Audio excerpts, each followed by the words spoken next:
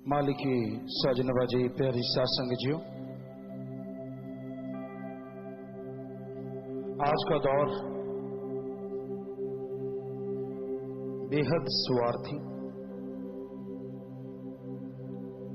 बेहद लालची और बेहद नाटकीय है। आज के दौर में आप आंखें मूंद के किसी पे यकीन कर सकते हो तो एक ही है, अल्लाह वाहिगुरु सतगुरु राम।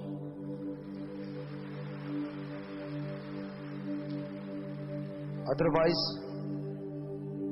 किसी को एकदम से किसी पे भी यकीन नहीं करना चाहिए। जो आपसे बहुत प्यार मोहब्बत मीठापन दिखाते हैं, पता नहीं उनका कितना स्वार्थ उसके पीछे छुपा होगा। जो आपसे हाथ मिलाते हैं, पता नहीं और क्या क्या भावनाएं, पता नहीं और क्या क्या इच्छा पूर्तियां उनके दिलो दिमाग में छाई रहती हैं। किसी भी वस्तु का, किसी भी चीज का बीज नाश नहीं होता। हम ये नहीं कहते कि सारे एक जैसे होते हैं, पर आज के दौर में, आज के समय में ज्यादातर लोग ऐसे हो चुके हैं कि आपसे अगर कोई हंस के भी बात करता है तो उसके पीछे कुछ ना कुछ छुपा हुआ है। और ये भी नहीं कहते कि यकीन नहीं करना चाहिए, यकीन तो करना पड़ता है। यकीन के बिना तो कोई सौदा क्या आप एक कदम नहीं उठा सकते। जिस जगह पे जाते हैं उस जगह पे आपको यकीन करना होगा। जिस रिश्तेदारी में जाते हैं उनके खाना बनाने वाले पे आपको यकीन होता है। यकीन नहीं तो भूखे मर जाओगे, और यकीन नहीं तो क्या पता वो खाने में क्या डालें। यकीन तो करना ही पड़ता है। सो यकीन नहीं करने को हम नहीं कहते, लेकिन बिना मतलब बिना वजह आप किसी पे यकीन कर लें और आप उसी में खो जाएं, अपना बिल्कुल भी नहीं सोचते, तो हमें लगता है वो आपके लिए घातक है। खास करके सत्संगियों के लिए जो मालिक से प्यार करते हैं। कहीं कोई आपको मालिक की चार बातें सुना दे, कहीं मालिक की उपमा गा दे, तो आप सब कुछ खोल के बैठ जाते हैं। मतलब खजाना ही खोल देते कि ले जा जो ले जाना है। नहीं, ये गलत है। ये कलयुग है, कलयुग। बहुत उस्ताद हैं ठग चोर बेईमान। उनको पता है कि इनको ये बात सुनाएंगे, इससे ये खुश हो जाएंगे, फिर इनसे जो मर्जी ले लो ये इनकार नहीं करेंगे, और आपको बुद्धू बना के वो चलते बनते हैं। होशियार रहिए।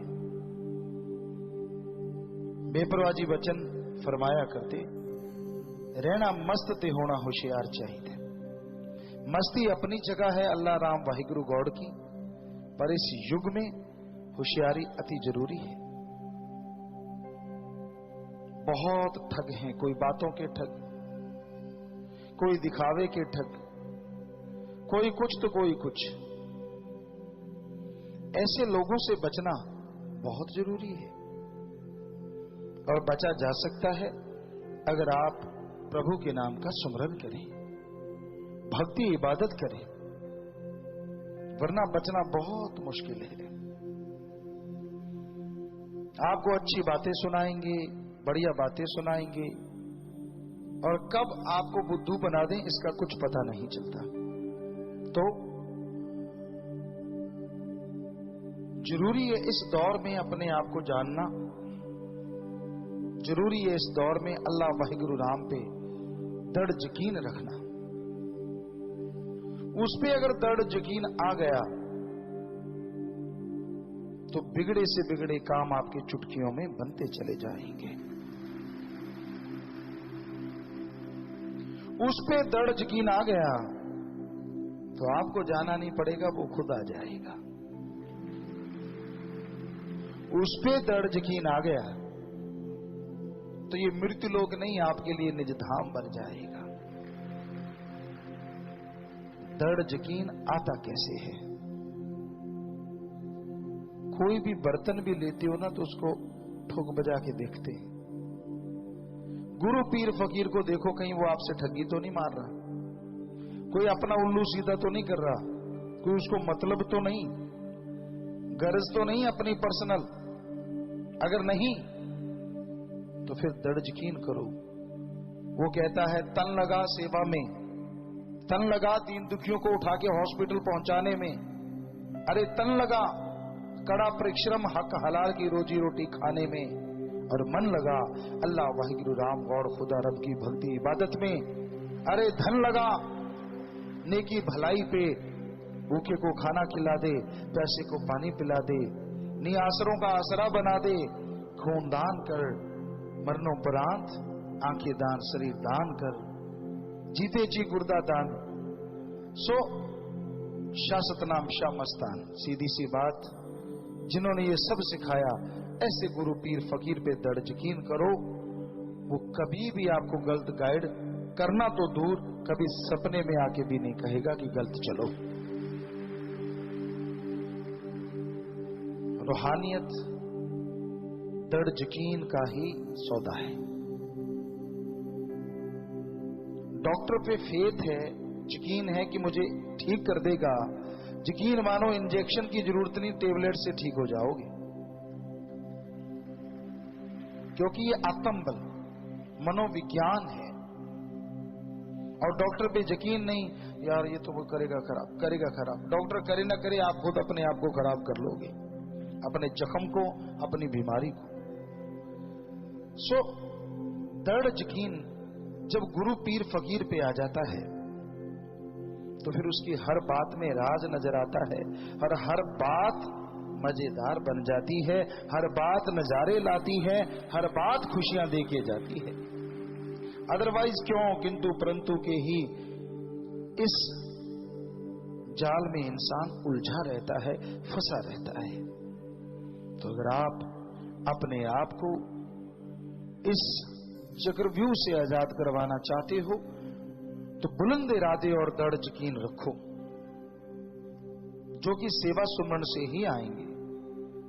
तन मन धन से सेवा करो। सेवा करते क्यों किंतु परंतु नहीं होना चाहिए। आप सेवा कर रहे हैं और आप सोचते हैं कि मेरा नाम आगे आना चाहिए, घबराइए मत। सेवा की है, नाम आगे नहीं, दरगाह में मालिक की चरणों में मंजूर हो जाता है। आपको लगता है यार फलां सेवादार मेरी बात नहीं बताता, मेरा नाम नहीं बताया, बात मैंने बताई, उसने अपना ठप्पा लगा के आगे बता दी। फिक्र मत कीजिए, अगर आपने बताई तो फल आपको मिलना है, ठप्पा जो मर्जी लगाता फिर। ठप्पों से दुनिया में काम चल सकता है, अल्लाह वाहिगुरु के दर पे नहीं।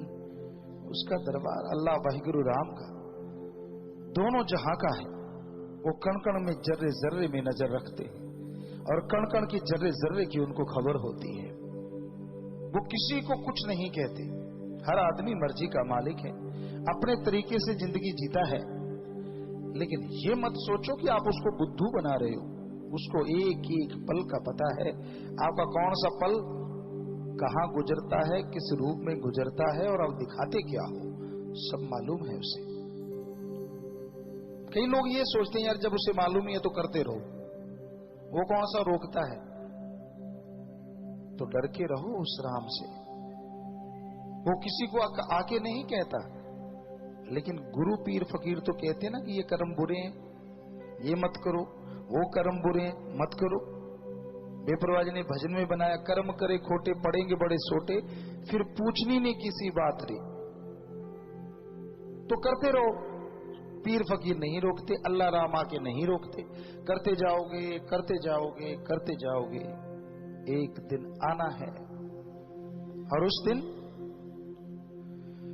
बेआवाज लाठी पड़ेगी, दर्द ही दर्द रह जाएगा, कुछ भी बाकी नहीं रहेगा। और तब आप कुछ भी संभालने के लायक नहीं रहोगे, कुछ बदल नहीं पाओगे। उससे पहले बदल गए तो बदल गए, फिर कुछ करते रहना, ये भी कोई जिंदगी है? सारा दिन रोगों में, सारा दिन टेंशनों में, सारा दिन छुपने छुपाने में, सारा दिन लुका छिपी, मन के अधीन, मन के अकॉर्डिंग चलना। खुशियां कहां से आए, कहां से बरकतें आए, कहां से चेहरे पे नूर टपके? चेहरे पे तो फिर वो मियां जी वाली बात आती है। एक मियां थे, शराब पिया करते थे बहुत, और उनकी पत्नी धर्म की पक्की थी। हमेशा कहती थी नमाज अता किया करो, अल्लाह की इबादत किया करो, नूर आता है नूर। सुनता नहीं था। एक दिन शराब पी और शराब में ख्याल आ गया, यार ये रोज ही कहती है, चलो इसकी इच्छा पूरी कर देती। नशा करके आया घर में और उसने देखा था पत्नी को कि यहां दुआ करती है। वहां घुटने के बल बैठ के, आता जाता कुछ था नहीं, कलमा तो आता नहीं था। घुटने के बल बैठ गया, दोनों हाथ ऊपर उठाए यूं करके, और फिर ऐसे कि आमीन, और घरवाली को आवाज मारी, इधर आ। वो दौड़ी दौड़ी आई, कहने लगा देख तू कहती थी ना नमाज अता किया कर। कहती हाँ। कहती आज मैंने की है, देख मेरे चेहरे पे नूर। उसने निगाह मारी, असल में हुआ ये कि यहां उसने हाथ मारे, उसके घरवाली रोज वहां पे लोहे का तवा जिस पे रोटी बनाते हैं वो साफ किया करती थी, कालिक ही कालिक थी।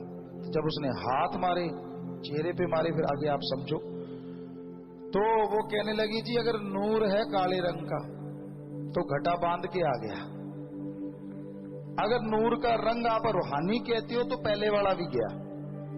तो ऐसा ही होता है, कर्मों का चक्र जितना मर्जी छुपा लो छुपता नहीं।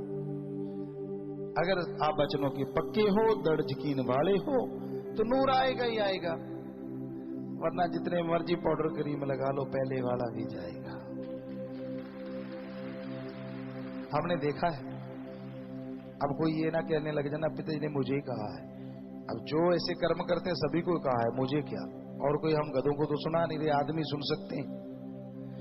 तो जो ऐसा कर्म करते हैं हमने साफ देखा है, क्या चेहरे और क्या दिलो दिमाग और क्या शरीर सब बदल जाते हैं, सब नूर उड़ जाते हैं। वरना क्या कारण है कि आप भक्ति करें, सेवा करें, चेहरे पे नूर ना आए? इम्पॉसिबल, हो ही नहीं सकता। तो भाई हमारा है फर्ज बताना, बहुत बार बताया, मानना आपका काम। अगर मान लेते हो कुछ ना कुछ तो नूर आएगा ही।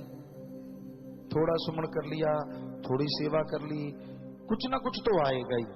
और अगर वचनों की उल्टी चलना है, अपने एम बना लिया लाइफ का कि दिखावा, खत कुछ और है और लिफाफे का दिखावा कुछ और है, अंदर लिखा कुछ और है, आपने ये बना ही लिया कि मैंने धोखा देना ही देना है, तो आप अपने आप को धोखा दे रहे हो। और यकीन मानो नया तो आएगा क्या, अगला भी चला जाएगा। ये सच्चाई है। तो हम नहीं चाहते कि आपके अंतःकरण में बेचैनियां हो, आप टेंशन चिंता की जिंदगी जिए। भगवान ने आपको मनुष्य शरीर दिया और हमारे वेदों में लिखा है, शास्त्रों में लिखा है, मनुष्य सर्वोत्तम है। फिर भी आप गुलामों से जिंदगी जीते हैं, फिर भी आप गम चिंता टेंशन में कहराते रहते हैं। इसकी एक ही वजह है, सारे कार्य आप नियमानुसार करते हैं, पर भगवान अल्लाह राम के लिए आधा घंटा सुबह शाम देने से कतराते हैं। आप देख लो 2 महीने, चलो ज्यादा नहीं, एक्सपेरिमेंट कर लो, करके तो देखो, आधा घंटा सुबह आधा घंटा शाम, 23 घंटे तो फिर भी बाकी हैं। अगर 12 में माने तो 11 घंटे बाकी। तो आप करके तो देखो, आधा घंटा सुबह शाम, 15 मिनट सुबह शाम, प्रभु के नाम का जाप लगन से करो, दिल से करो। फिर देखो कैसे आपकी जिंदगी में बहारें आती हैं, कैसे आपके विचार काबू में आते हैं, और कैसे आप परमपिता परमात्मा की खुशियां हासिल करके अंदर से सुरूर और चेहरे पे नूर से भर जाते हैं।